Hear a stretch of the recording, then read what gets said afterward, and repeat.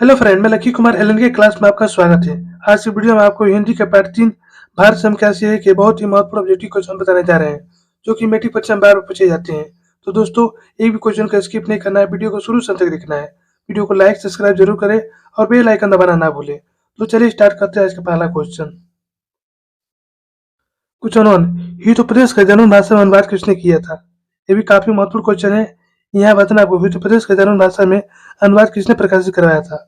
Option है Max Muller, B Harihar Prasad Dwivedi, सी Bharatendu Harishchandra, D Atindra मिश्र। तो हितोपदेश का जन्म भाषा में अनुवाद किसने करवाया था? तो मैक्स मुलर ने।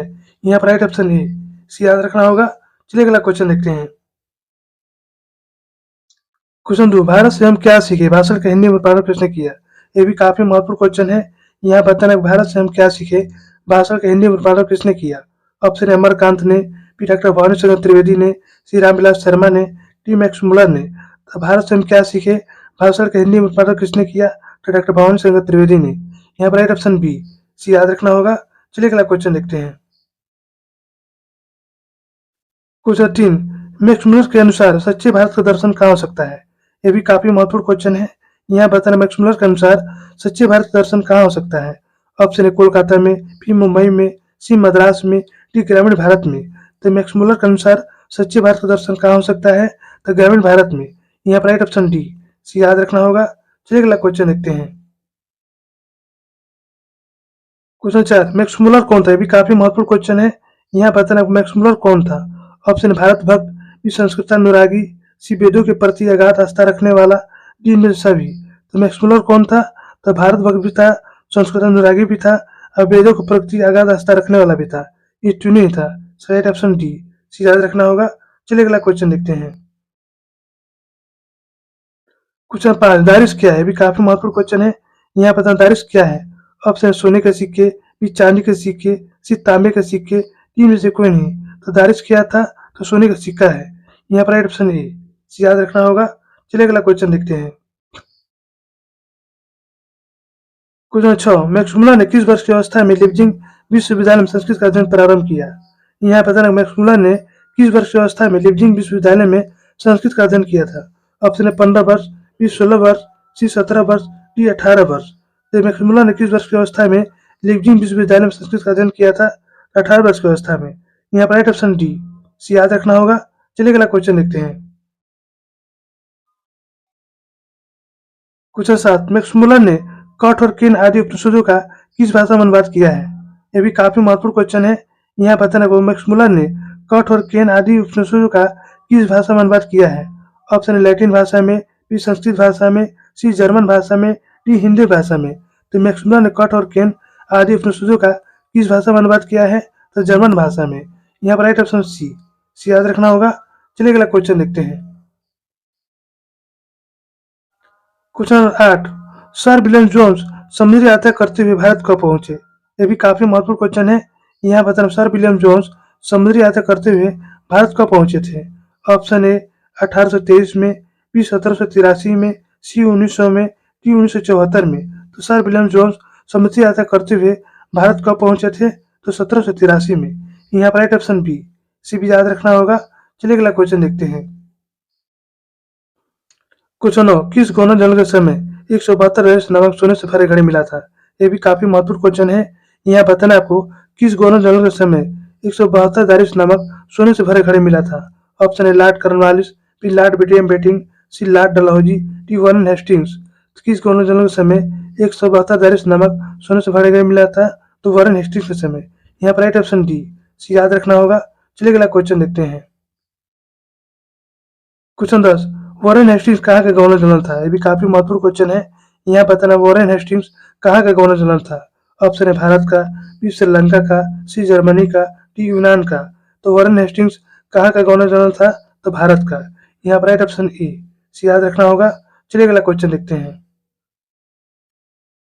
क्वेश्चन 11, मैक्सवेल की दृष्टि में सर्वाधिक संपदा और प्राकृतिक सौंदर्य से परिपूर्ण कौन सा देश है? ये भी काफी महत्वपूर्ण क्वेश्चन है। यहाँ बताना आपको मैक्सवेल की दृष्टि में सर्वाधिक संपदा और प्राकृतिक से सौंदर्य परिपूर्ण कौन सा देश है? ऑप्शन है जर्मनी, बी यूनान, सी भारत, डी श्रीलंका। तो मैक्सवेल की दृष्टि में सर्वाधिक संपदा और प्राकृतिक सौंदर्य से परिपूर्ण कौन सा देश है? तो भारत देश है। यहाँ पर राइट ऑप्शन सी सी याद रखना होगा। चलिए अगला क्वेश्चन देखते हैं। क्वेश्चन 12 हकर्स कौन था? यहाँ बताना आपको हकर्स कौन था। ऑप्शन है भूवैज्ञानिक, बी वनस्पति वैज्ञानिक, सी जंतु वैज्ञानिक, डी विधि शास्त्री। तो हकर्स कौन था? तो वनस्पति वैज्ञानिक था। यहाँ पर राइट ऑप्शन बी, इसे याद रखना होगा। चलिए अगला क्वेश्चन देखते हैं। क्वेश्चन 13 पारसियों का धर्म का नाम क्या है? यहाँ बताना पारसियों का धर्म का नाम क्या है। ऑप्शन है बौद्ध धर्म, बी जैन धर्म, सी बौद्धिक धर्म, डी जरथुस्ट्र धर्म। तो पारसियों का धर्म का नाम क्या है? तो जरथुस्ट्र धर्म। यहाँ पर राइट ऑप्शन डी, सी याद रखना होगा। चलिए अगला क्वेश्चन देखते हैं। क्वेश्चन 14 मैक्समुलर ने कालिदास की किस पुस्तक का जर्मन अनुवाद किया है? ये भी काफी महत्वपूर्ण क्वेश्चन है, मैट्रिक परीक्षा में बार बार पूछा जाता है। यहाँ बताना मैक्समुलर ने कालिदास की किस पुस्तक का जर्मन अनुवाद किया है। तो ऑप्शन है रघुवंशम, बी मेघदूतम, सी विज्ञान शाकुंतलम, डी में सभी। तो मैक्समुलर ने कालिदास की किस पुस्तक का जर्मन अनुवाद किया है? तो मेघदूतम का। यहाँ पर राइट ऑप्शन बी, सी याद रखना होगा। चलिए अगला क्वेश्चन देखते हैं। क्वेश्चन 15 सच्चा भारत कहाँ बसता है? ये भी काफी महत्वपूर्ण क्वेश्चन है। यहाँ बताना है सच्चा भारत कहाँ बसता है। ऑप्शन है शहरों में, बी गलियों में, सी खलिहानों में, डी गाँव में। तो सच्चा भारत कहाँ बसता है? तो गाँव में बसता है। यहाँ पर राइट ऑप्शन डी, सी याद रखना होगा। चलिए अगला क्वेश्चन देखते हैं। क्वेश्चन 16 भारत की सर्वाधिक आबादी कहाँ बसती है? ये भी काफी महत्वपूर्ण क्वेश्चन है। यहाँ बताना भारत की सर्वाधिक आबादी कहाँ बसती है। ऑप्शन है महानगरों में, बी शहरों में, सी सरायों में, डी गाँव में। तो भारत की सर्वाधिक आबादी कहाँ बसती है? तो गाँव में बसती है। यहाँ पर राइट ऑप्शन डी, सी याद रखना होगा। चलिए अगला क्वेश्चन देखते हैं। क्वेश्चन 17 फ्रेडरिक मैक्समुलर किस पाठ का रचयिता है? ये भी काफी महत्वपूर्ण क्वेश्चन है, मैट्रिक परीक्षा में बार बार पूछा जाता है। यहाँ पता है फ्रेडरिक मैक्समुलर किस पाठ का रचयिता है। ऑप्शन है श्रम विभाजन और जाति प्रथा, बी नगरीय लिपि, सी भारत से हम क्या सीखे, डी परंपरा का मूल्यांकन। तो फ्रेडरिक मैक्समुलर किस पाठ का रचयिता है? तो भारत से हम क्या सीखे। यहाँ पर राइट ऑप्शन सी, सी याद रखना होगा। चलिए अगला क्वेश्चन देखते हैं। क्वेश्चन 18 मैक्समुलर कहाँ का रहने वाला था? ये भी काफी महत्वपूर्ण क्वेश्चन है। यहाँ बताना मैक्समुलर कहाँ का रहने वाला था। ऑप्शन है England, B Germany, C America, D Sri Lanka. तो मैक्समुलर कहाँ का रहने वाला था? तो जर्मनी का। यहाँ पर राइट ऑप्शन बी, सी याद रखना होगा। चलिए अगला क्वेश्चन देखते हैं। क्वेश्चन 19 मैक्समुलर को किसने वेदांतियों का वेदांती कहा है? ये भी काफी महत्वपूर्ण क्वेश्चन है, मैट्रिक परीक्षा में बार बार पूछा जाता है। यहाँ पता मैक्समुलर को किसने वेदांतियों को वेदांती कहा है। ऑप्शन विवेकानंद ने, पी रामानुजाचार्य ने, सी शंकराचार्य ने, डी इनमें से कोई नहीं। तो मैक्समुलर को किसने वेदांतियों का वेदांती कहा है? तो विवेकानंद ने। यहाँ पर राइट ऑप्शन ए, सी याद रखना होगा। चलिए अगला क्वेश्चन देखते हैं। क्वेश्चन 20 भारत से हम क्या सीखे पाठ गत की कौन सी विद्या है? ये भी काफी महत्वपूर्ण क्वेश्चन है। यहाँ बताना भारत से हम क्या सीखे पाठ की कौन सी विद्या है। ऑप्शन है कहानी, बी निबंध, सी साक्षात्कार, डी भाषण।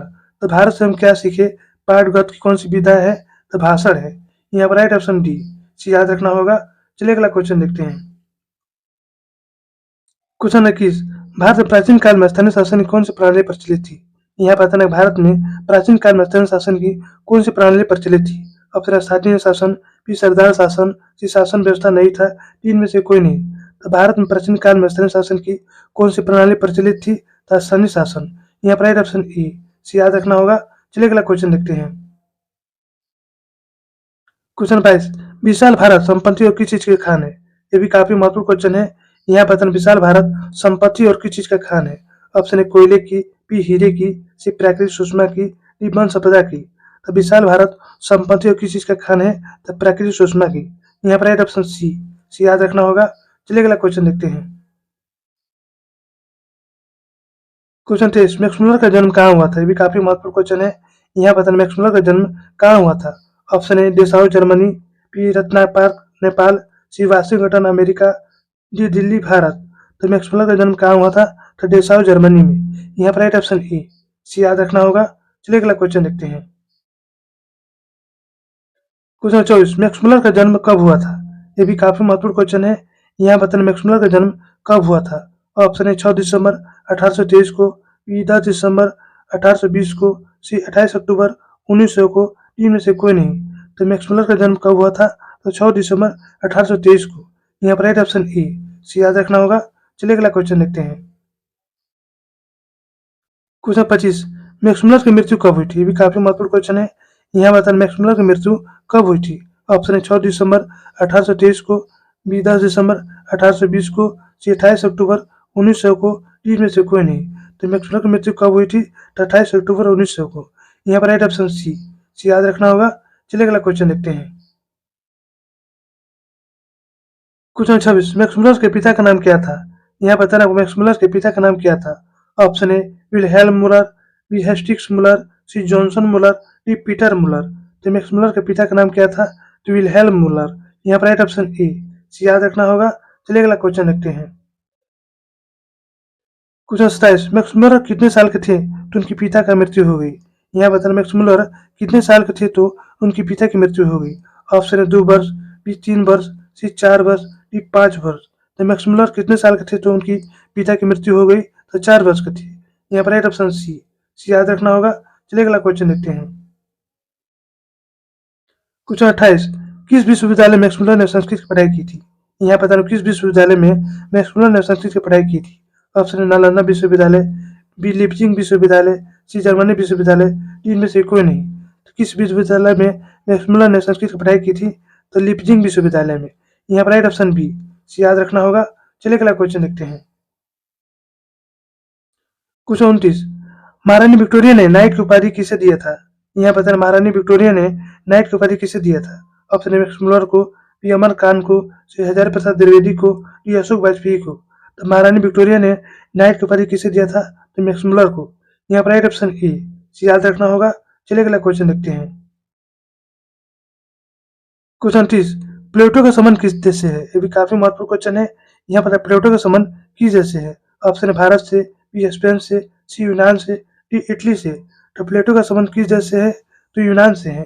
यहाँ पर राइट ऑप्शन सी याद रखना होगा। तो दोस्तों यहीं पर हमारा वीडियो समाप्त होता है। यदि हमारा वीडियो आपको अच्छी लगी तो लाइक सब्सक्राइब जरूर करें और बेल आइकन जरूर दबाएं, जिससे नई वीडियो को नोटिफिकेशन आपको मिलता रहे।